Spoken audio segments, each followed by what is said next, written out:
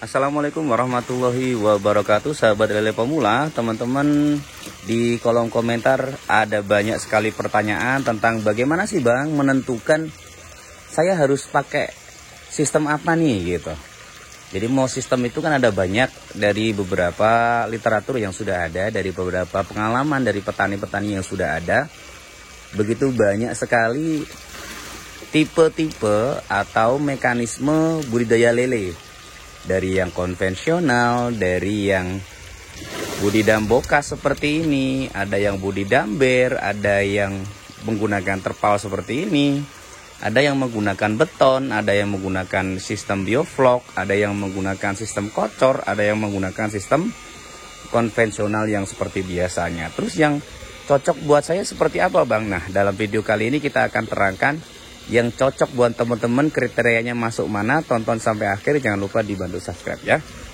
Oke teman-teman, kita akan bahas dari mulai pertama, situasi lingkungannya teman-teman, kemudian cuacanya teman-teman seperti apa.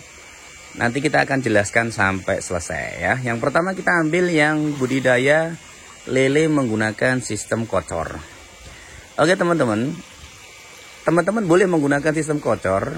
Keuntungannya sistem kocor itu sudah saya sebutkan dalam video-video yang sudah lalu-lalu. Itu adalah bisa tebar padat ya, termasuknya salah satunya. Tebar padat maksudnya gimana Bang? Tebar padat itu dalam satu kubikasinya bisa tebar 1000 ekor ya. Itu tebar padat. Kalau tebar padat ekstrim nggak bisa lah. Jarang di sini yang bisa menggunakan sistem tebar padat ekstrim. Jadi kalau menggunakan sistem kocor, misalnya teman-teman mau menggunakan sistem kocor, lingkungannya harus satu, sumber airnya bagus, otomatis ya, karena yang digunakan untuk mengocor kolam kita adalah air, dan itu air bersih, ya, bukan air yang menggunakan sistem ras. Kalau menggunakan sistem ras boleh, tetapi dia memang menggunakan biaya di awal yang besar. Tapi insya Allah kalau teman-teman niatnya sudah bagus, insya Allah pasti bisa lah ya. Jadi kalau syarat yang pertama menggunakan sistem kocor, yang penting airnya ada, udah cukup. Mau itu air sumber, mau itu air PDAM, mau itu air sumur, mau itu air hujan, mau itu, yang penting jangan air laut ya. Itu bisa semuanya teman-teman ya. Jadi seperti itu, kalau menggunakan sistem kocor, perhitungkan dulu airnya cukup apa tidak, airnya mumpuni apa tidak, seperti itu ya. Terus kemudian sistem yang kedua yang bisa teman-teman adaptasikan dengan menggunakan sistem seperti ini juga tapi tidak kocor. Menggunakan media terpal tapi tidak kocor, yaitu tebarnya satu ukuran dengan ukuran 2 kali diameter 2 ya, bulat, dengan kubikasi airnya 3 kubik, itu ditebar 1000 ekor saja, tidak usah banyak-banyak. Dia bisa menggunakan sistem irit air. Irit air itu seperti apa? Satu pengisian bisa digunakan selama 1 bulan. Itu nggak perlu ganti, nggak apa-apa. Yang penting pakannya teratur ya.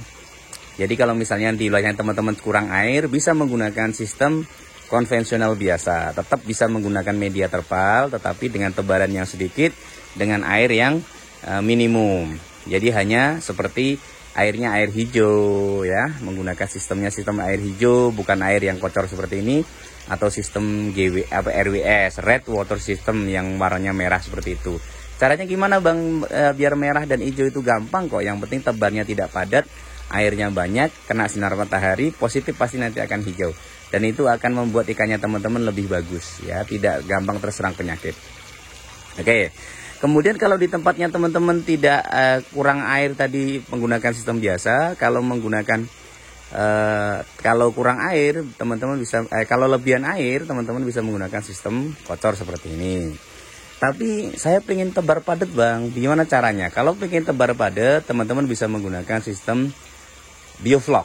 Bioflok itu bisa tebar padat irit air. Nah, tetapi kita harus membuat vlognya dulu, membuat makanan alaminya dulu buat ikan lele, seperti itu ya.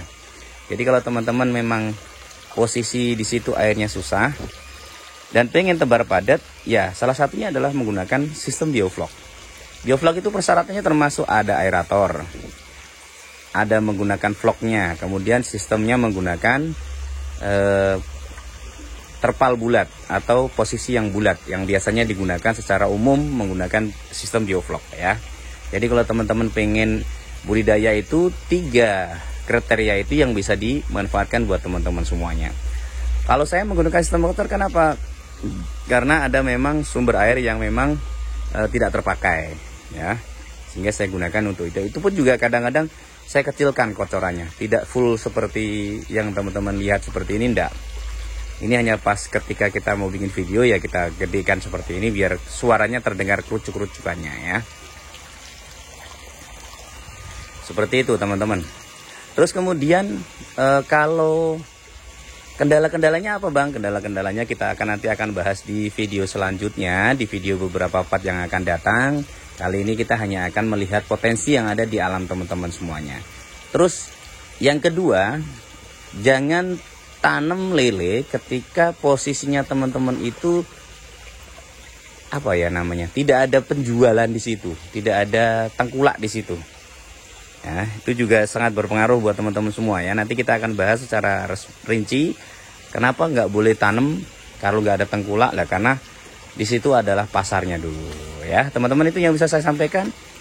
Tip-tip untuk teman-teman mau budidaya lele dengan sistem apa, menentukan sistem apa, tinggal lihat situasi kondisinya. Karena ikan hidupnya di air, otomatis 100% atau hampir 90% yang dibutuhkan ikan adalah air. Terima kasih teman-teman, salam susah lele pemula. Assalamualaikum.